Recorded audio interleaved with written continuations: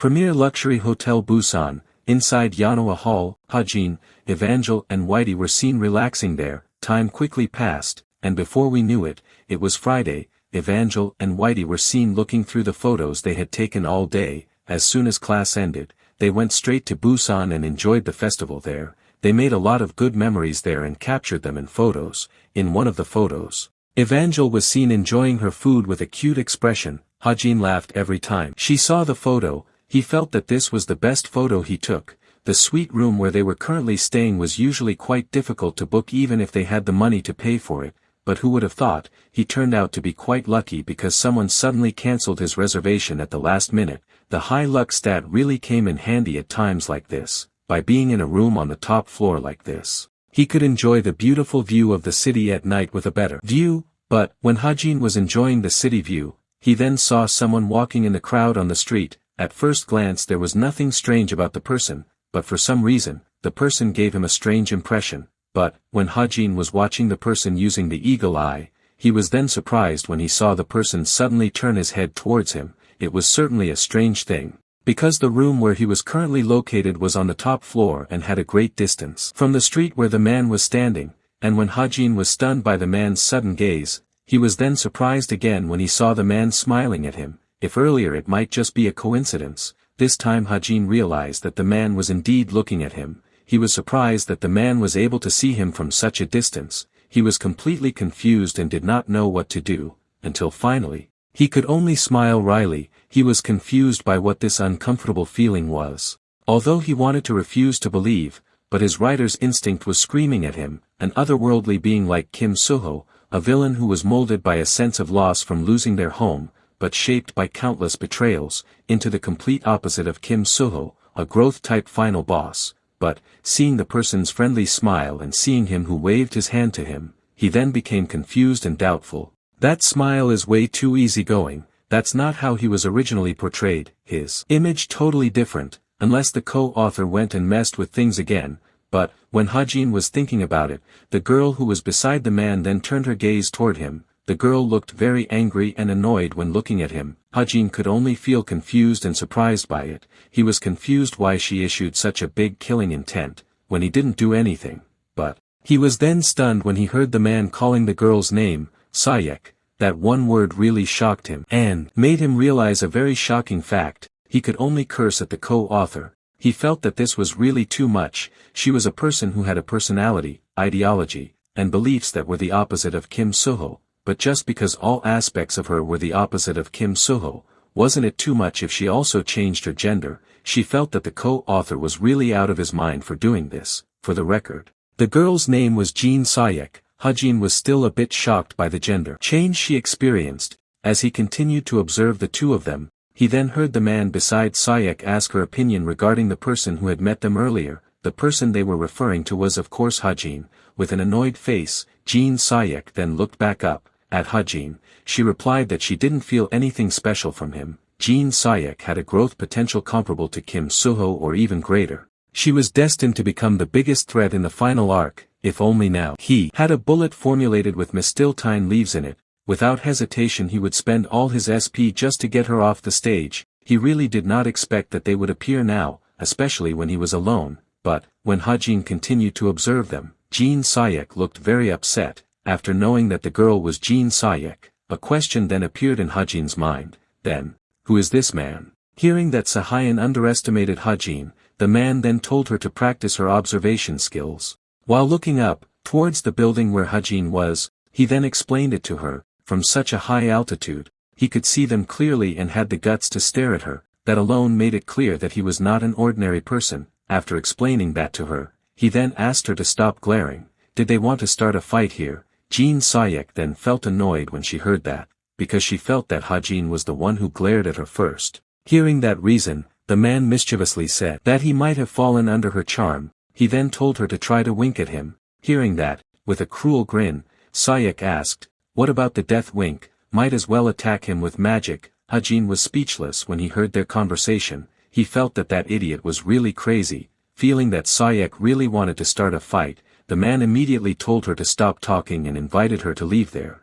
Sayek annoyedly told the man to stop pushing her. Just as they were about to leave, The man then turned to Hajin once again and smiled at him. Hajin just watched their departure silently while drinking a glass of water. After the two of them finally disappeared from his sight, he then limply squatted on the ground. He felt that it was really tense, although it was a relief to be able to identify Jin Sayek, but he was confused about the identity of the man beside her. Why was he on the same level as her? In fact, the man seemed to be on the level above her. In the original story, Jin Sayek never had a partner, she only had subordinates. When Hajin was thinking about that, Evangel suddenly walked up to him. She asked if she could swim with Whitey. Hearing that, Hajin somewhat hesitantly allowed it. He confusedly asked if she could swim. Evangel happily answered yes. She also said that Whitey could also swim. Seeing Evangel, who gave a kind of buff to herself, Hajin couldn't help but think that magic really made everything easier. When Evangel and Whitey were having fun in the swimming pool, Hajin confusedly thought,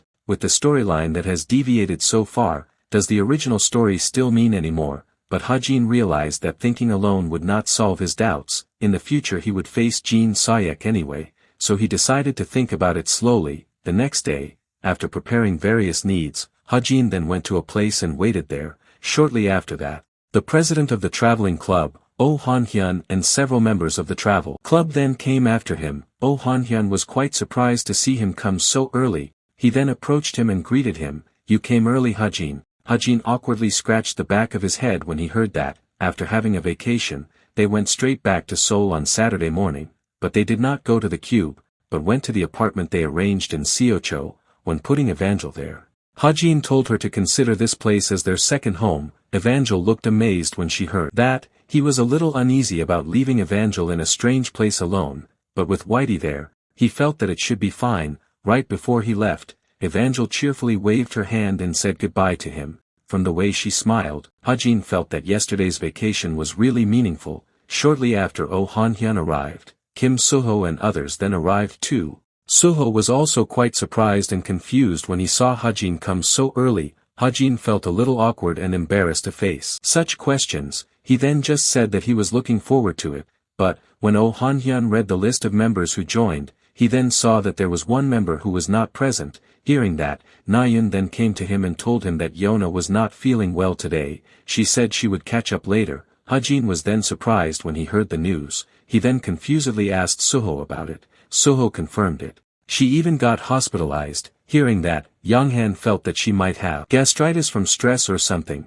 She is sensitive to some foods. Nayeon confirmed it. She stayed up all night taking care of her. She did look strange in the past week. She had asked her if there was a problem, but she didn't want to say it. Yonghan was also confused when he heard that. Hearing that Yona was acting strange in the past week, Hajin then remembered that he hadn't seen her at all in this week. He never thought that she was sick, but, when they were worried about Yona, Nayeon then said that she was better now. The nurses said that she could join them in club activities. Hajin was relieved to hear that. He then put away his worries. He felt that Yona's stomach ache might be due to eating too many snacks. After all, she really liked it. She might have a stomach ache from eating weird food. Right after they entered the portal, the scenery in front of them then changed drastically from the busy city scenery to the beautiful scenery of the ocean. They also looked amazed when they saw it. Oh Han-hyun then announced that their activity today was a street tour. Busan was filled with many shops, clothing stores, souvenir store, weapon stores, antique stores, and others. This was his hometown, so he asked them to stay with him. Hearing that, Hajin then thought of going to the antique store. With his high luck stat, he felt that maybe he would find a rare item. But, when Hajin was thinking about it, someone suddenly came and put a hat on his head. Hajin was then surprised by her actions. That person was of course Nayeon. Nayeon felt that the hat fit him perfectly, so she decided to buy it. Hearing that, Hajin immediately refused. He said that he really didn't need this. Seeing Hajin who took off the hat, Nayeon then felt sullen. She asked him not to take off the hat. She had already paid for it. Hearing that, Hajin's gaze then fell on the price tag of the hat, but he was then shocked when he saw that the price of the hat was very expensive. He was confused why the price of the hat could be this expensive, until finally, maybe he felt bad because she bought it for him. Hajin decided to wear the hat, but Nayeon didn't just buy him that. She then stopped by the ice cream shop nearby and bought him one, with a Busousan dialect.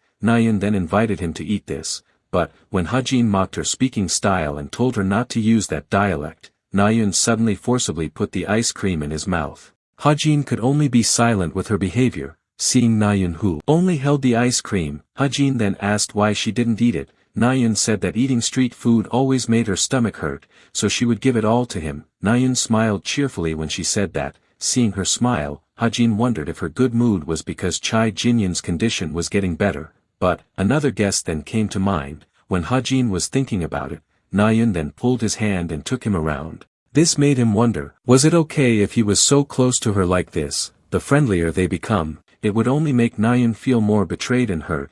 That's why he always wanted to keep his distance from her, so he was confused why they ended up being like this. Hajin felt that he really had to keep his distance from her from now on, so he then asked Nayun to wait for a while, but Hajin was then stunned when Nayun suddenly took a scarf and put it around his neck. Even though he was thinking of keeping the distance, when seeing Nayun being so kind to him, a dark and cowardly thought suddenly grew in him. After putting Hajin the green scarf, Nayun felt that he really matched any color. Such a selfish thought, as long as no one found out, as long as it remained a secret, it wasn't a bad thing if they stayed close, right? That was what Hajin was thinking right now.